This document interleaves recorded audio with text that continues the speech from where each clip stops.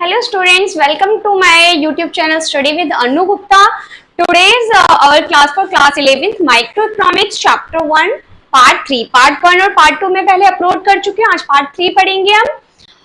Which topic? Production Possibility Curve, जिसे हम PPC curve भी बोलते हैं. PPC curve क्या होता है? PPC curve is curve showing different combination of goods.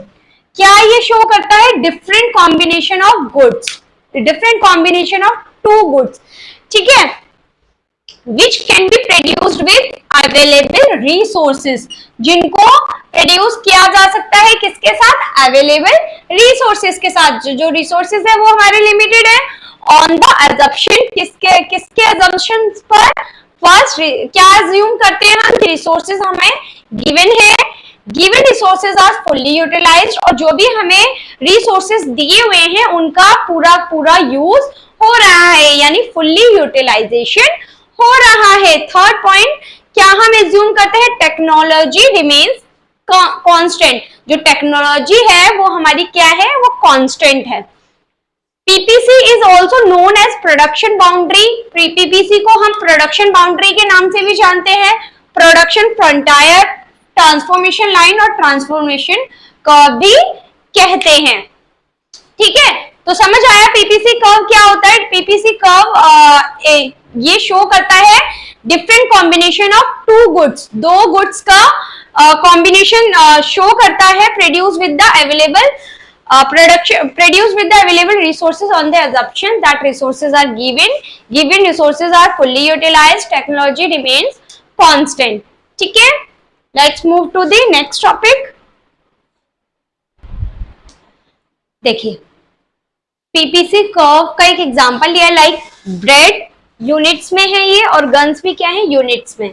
ठीक है, अगर मान लो मैंने 30 ब्रेड्स बनाई, ठीक है, तो गन्स मैंने बिल्कुल भी नहीं बनाई. ठीक है, अगर सपोज मैंने ब्रेड की क्वांटिटी कम कर दिया, ठीक है, ये 30 से 28 हो गया, यानी मैंने इसमें से 2 यूनिट्स कम कर दी.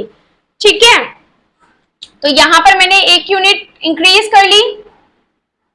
ठीक है, अब देखिए 28 से 24, यानी यहां मैंने 4 यूनिट्स कम कर दी, और यहां मैंने 1 यूनिट और बढ़ा दी. ठीक है, यहाँ पे 1 ही इंक्रीज हो रही है.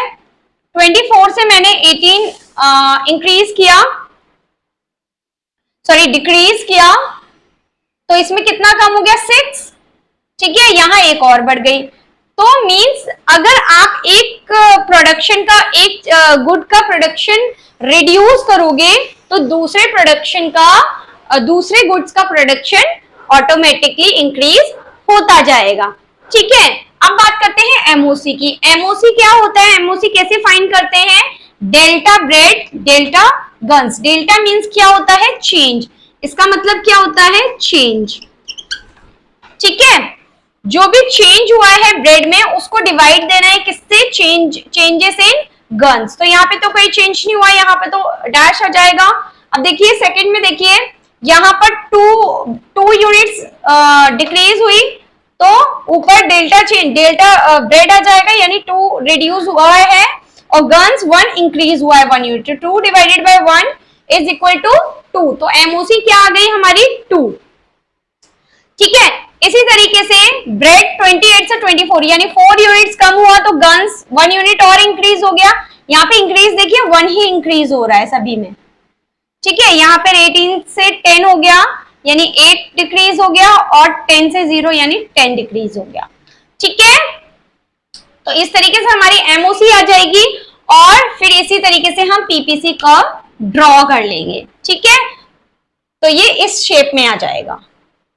ठीक है, यहां पर इस पॉइंट का क्या मतलब है कि जो हमारे रिसोर्सेज हैं वो क्या हो रहे हैं? Fully utilisation. ठीक है, अगर हम बात करें क्या हमारा ये जो पॉइंट है ये इसके बाहर जा सकता है? इसके बाहर कैसे जाएगा? देखिए हमारे रिसोर्सेज तो लिमिटेड है. ठीक है, अगर हमारे पास पैसे, जितने पैसे हैं उतने का ही तो हम प्रोडक्शन कर सकते हैं.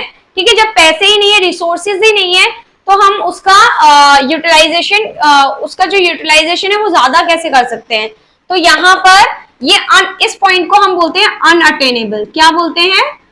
अनअटेनेबल। ठीक है, अनअचीवेबल, यानी इस तक तो ये पहुंच ही नहीं सकता, ये पॉइंट पॉसिबल नहीं है। और अगर इससे कम में ये पॉइंट इसके अंदर आता है तो इसका क्या मतलब है? इसका मतलब है यूटिलाइजेशन का प्रॉपर यूज नहीं हुआ है, यानी जितने आपके पास रिसोर्सेस थे उसका कम का यूज किया गया है, तो ये अंडर यूटिलाइजेशन, ये पॉसिबल हो सकता है।